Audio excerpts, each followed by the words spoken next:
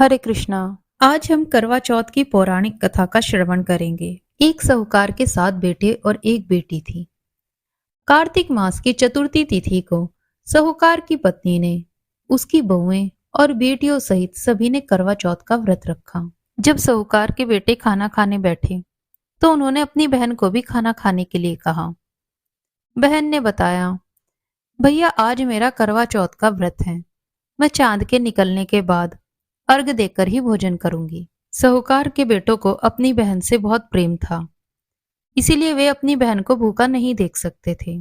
उन्होंने एक पहाड़ी पर दीपक जलाकर छलनी की ओट में रख दिया और अपनी बहन से कहा, बहन चांद निकल आया है, तुम अर्घ देकर भोजन कर लो।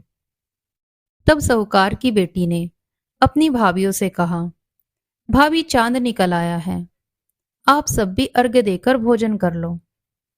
ये सुनकर उसकी भाभी ने कहा, बाईसा ये आपका चांद निकला है, हमारा चांद आने में अभी समय है। भूख से व्याकुल बहन चांद को अर्घ देकर भोजन करने बैठती है।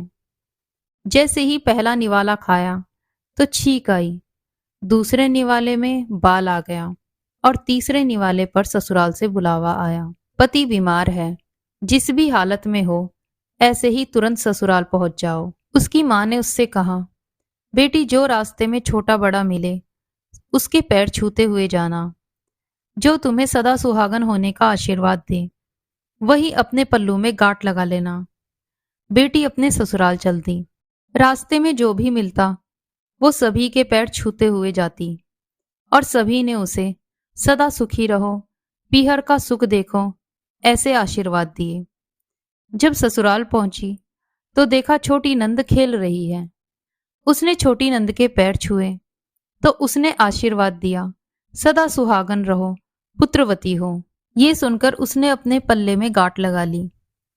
जब घर के अंदर गई तो देखा उसका पति मरा पड़ा है और उसे शमशान ले जाने की तैयारी हो रही है।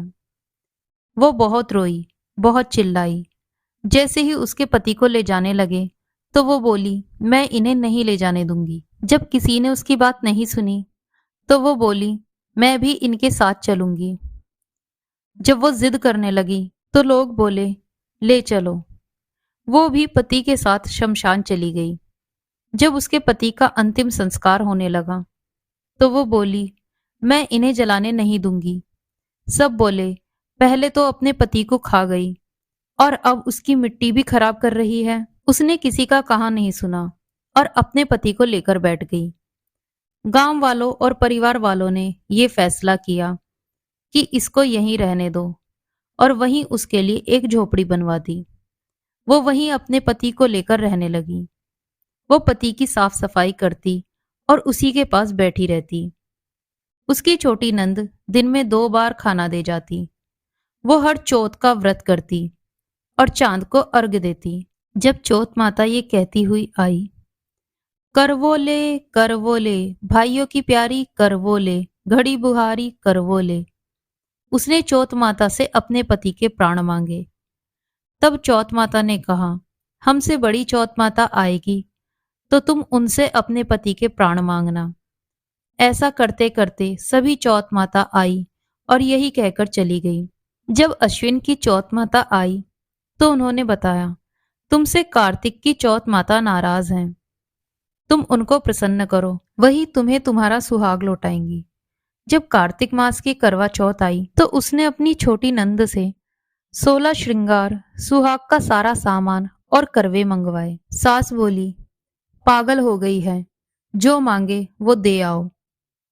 साहूकार की बेटी ने फिर करवा चौथ का व्रत किया और चांद को अर्घ्य दिया और जोत जलाई। चौथ माता खुश होकर प्रकट हुई और बोली, करवो ले, 7 भाइयों की प्यारी करवो ले, दिन में चांद उगाने वाली करवो ले, घड़ी बुखारी करवो ले। तब साहूकार की बेटी ने चौथ माता के चरण पकड़ लिए और कहा, हे चौथ माता, मेरा सोया भाग वापस दे दो। चौथ माता बोली, तू तो बड़ी भूखी है, 7 भाइयों की प्यारी बहन है, तुझे सुहाग से क्या काम है। तब वो बोली, माता, मैं आपके पैर तब तक नहीं छोड़ूंगी जब तक आप मेरा सुहाग वापस नहीं करती। तब चौथ माता ने उससे सारा सुहाग का सामान लिया। तो उसने 16 श्रृंगार का सामान माता को दे दिया। तब चौथ माता ने अपनी आंख से काजल निकाला, नाखूनों से मेहंदी निकाली, मांग से सिंदूर निकाला और अपनी छोटी उंगली से उसके पति को छींटे दिए, जिससे उसका पति जीवित हो गया। जाते जाते चौथ माता उसकी झोपड़ी पर पैर मार गई। उसकी झोपड़ी महल में बदल गई। जब उसकी छोटी नंद खाना देने आई तो उसने देखा झोपड़ी महल में बदल गई है और अपने भाई को भी जीवित देखा। तब उसकी भाभी ने कहा, देखा भाई साहब, आपके भाई जीवित हो गए हैं। घर जाकर सासू जी से कहिए हमें बाजे गाजे के साथ लेने आए। नंद खुश होकर घर गई और माँ को सारी बात बताई। उसकी माँ ने कहा, वो तो पागल थी, अब तुम भी पागल हो गई हो। तब बहन बोली, नहीं माँ, मैंने अपनी आंखों से भाई को जीवित देखा है। माँ गाजे बाजे के साथ उनको लेने गई। बहू ने कहा, देखिए सासू जी, आपके बेटे जीवित हो गए हैं। तब माँ बोली, मैंने अपना बेटा 1 साल पहले ही खो दिया था। ये तो तुम्हारी तपस्या से जीवित हुआ है। हे चौथ माता, जैसे आपने साहूकार की बेटी को अमर सुहाग दिया, इसी तरह सभी को सुहागिन होने का आशीर्वाद देना। अपनी कृपा सभी पर बनाए रखना। तो ये थी करवा चौथ की कथा। आपको ये कथा कैसी लगी हमें कमेंट बॉक्स में जरूर बताएं। वीडियो को परिवारजन और मित्रों के साथ शेयर करें। चैनल को सब्सक्राइब करें। जय चौथ माता की।